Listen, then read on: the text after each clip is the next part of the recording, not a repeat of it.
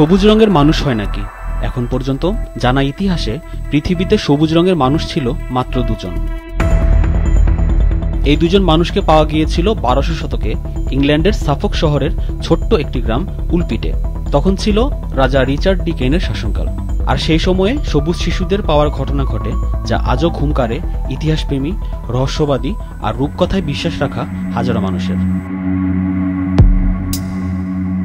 তখন উলপিট গ্রামে শরৎ, মাঠে ব্যস্ত কৃষকেরা।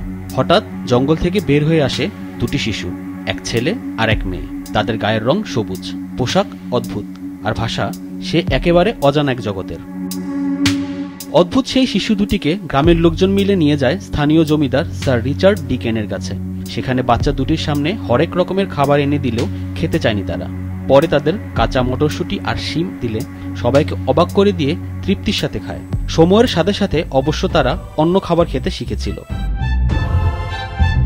কয়েক মাস পর তাদের গায়ের সবুজ রঙও মিলিয়ে যায় এবং ফিরে আসে মানুষের গায়ের স্বাভাবিক রং।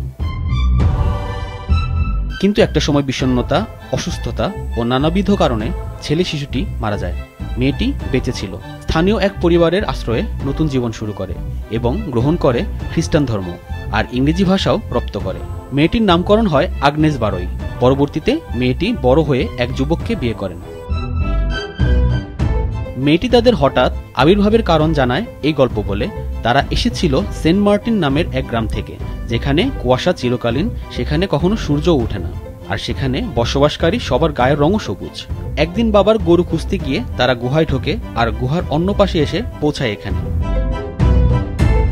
এই গল্প লোকমুখে ছড়িয়ে পড়ে।